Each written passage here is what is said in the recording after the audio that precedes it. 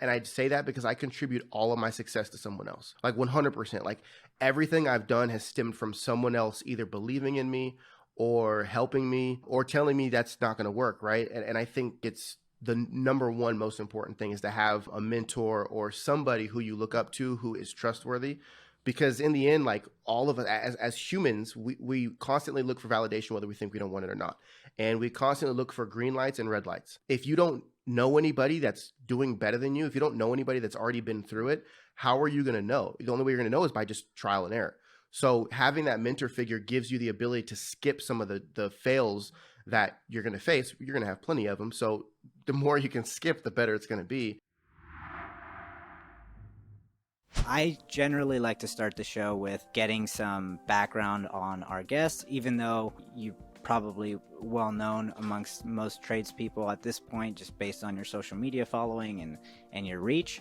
But just in case someone hasn't heard of you or maybe hasn't been aware of your content, would you mind letting us know who you are, what your background is, and how you got started in the trades? Such a weird story. I try to make it as short as possible. So I was adopted early on in life, and my adopted dad, who I call my dad, he had flooring stores, hardwood, carpet, stuff like that. So I think I first started doing like summer jobs when I was 13, 14, 15, laying hardwood with some of his installers. That's when I first got introduced to construction because we did like new construction, flooring, stuff like that. And then kind of brushed it off for a little bit, went to college, played football, got a scholarship to play at a university, was too poor to pay for rent, bought a foreclosure, took my construction skills that I had done, over the years and remodeled the home, did a really good job, made a good amount of money off it, and then decided, hey, why don't I flip a home? I bought a house in Texas and started remodeling it, got my license out here, and people just started saying, hey man, can you do this for me? And that's kind of how I started doing construction for other people. I did work construction in California for about 7 years in between and during college when I was in junior college.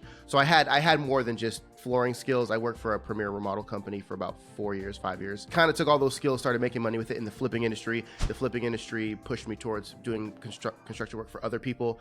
And then I decided to open up an LLC, file all my paperwork, my bond, my insurance, all the different stuff. And the rest is history. And here we are, 5 years later. That's an awesome story because obviously you went to college, you played football. Did you finish your college career? So I was in college for football. I mean, I try to keep it honest with everyone. I was not an academic person. I don't think it's not good.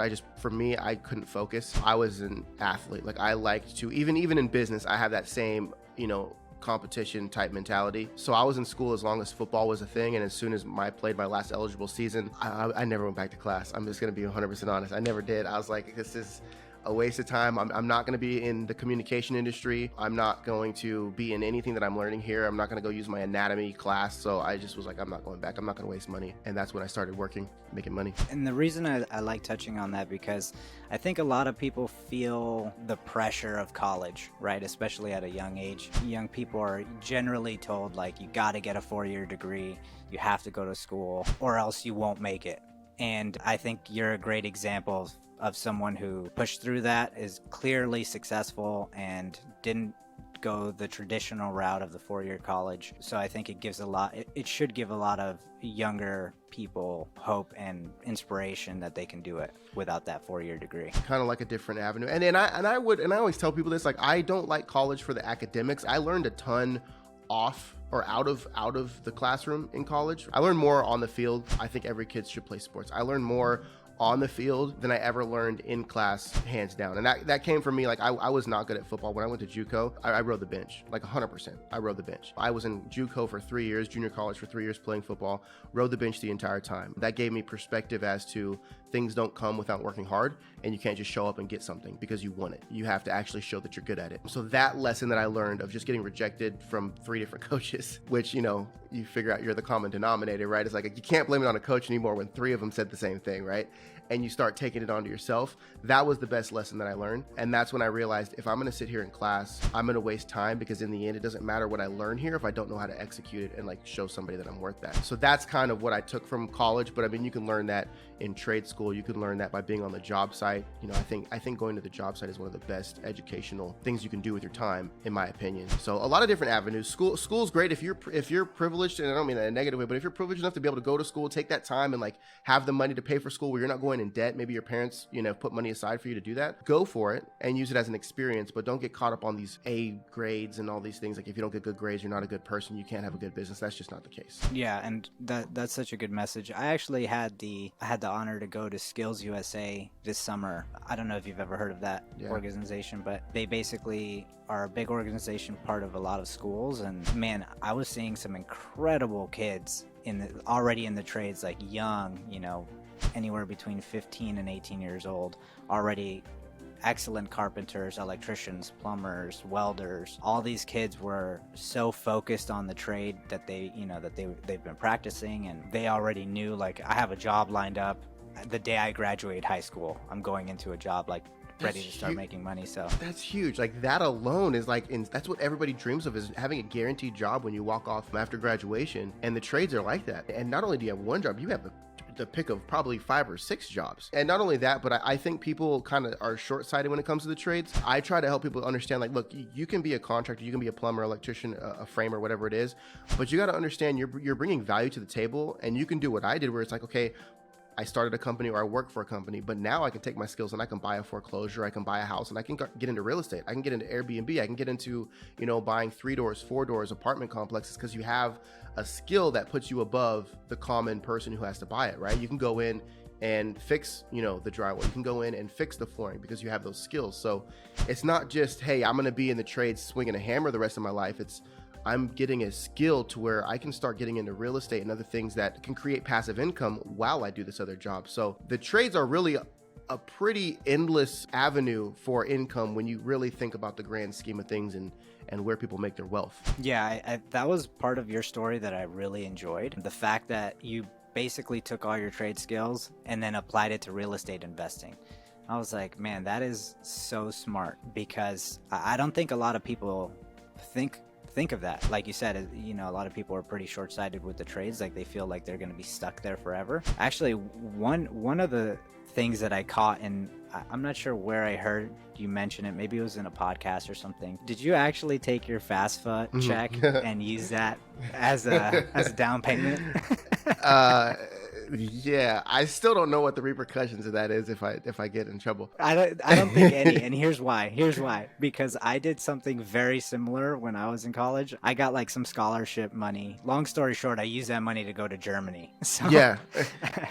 Well, and that's what people were doing. They were going out, like everybody on the team was going out. They went and bought Xboxes. They went and bought video games. They went and bought new shoes, all this different stuff. And I was like, it's your money to live on, right? So basically the way I justified it was I was using it as rent money, because rent was I think rent was $9.95 a month for like a small little apartment, and that wasn't including utilities.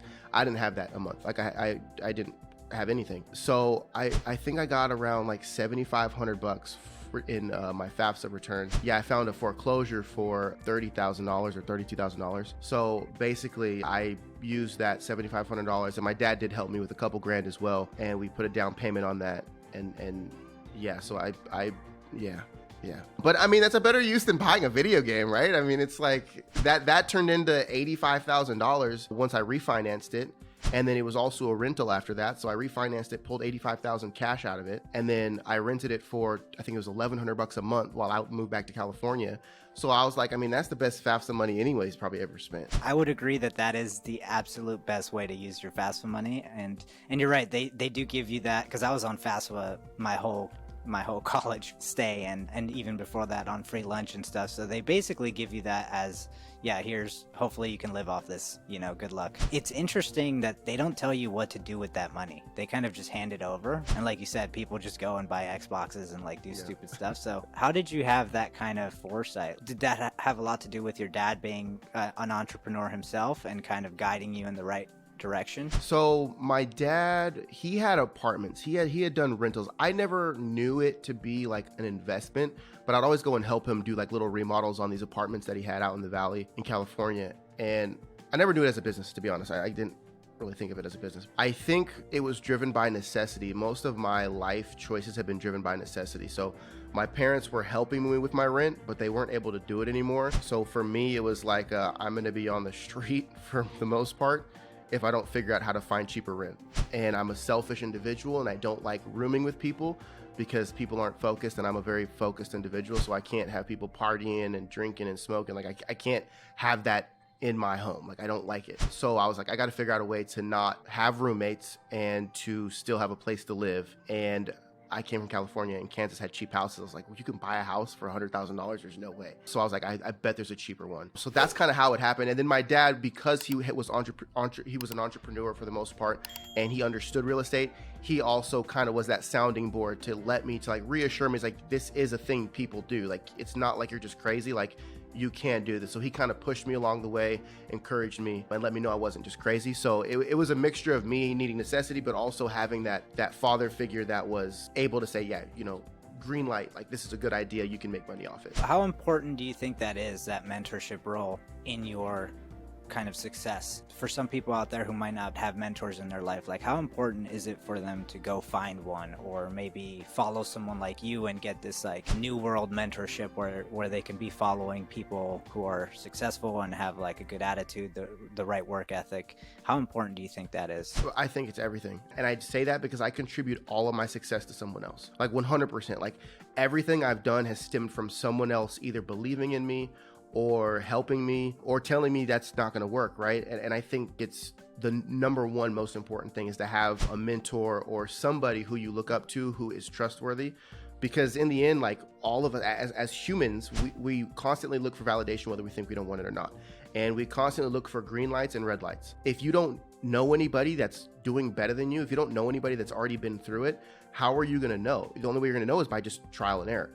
So having that mentor figure gives you the ability to skip some of the fails that you're going to face. You're going to have plenty of them. So the more you can skip, the better it's going to be. And I think it's underrated. And I know a lot of people don't like the coaching and all this different stuff, but I still do it to this day. I was on a phone call. I was on a Zoom call last night for probably an hour and a half with a guy who's worth probably 1,000 times as much as me. And I was just asking him questions, and he was just giving me information that I've never known. As much as I think I know a good amount of stuff, I'd never heard the stuff he's told me. He just greenlit this path that I'm about to go on here in the next few months, and that's limitless. Because otherwise, I would be sitting here in this planning phase and this unsure phase for the next year. So I think having a mentor, finding a mentor, following someone online that you really do trust, that's real, that's not fake, because there are a lot of fake people out there. You kind of got to weed through it, and just finding someone who can believe in you, right? Because when it breaks down to make it as simple as possible, it all comes down to someone saying you can do this, right?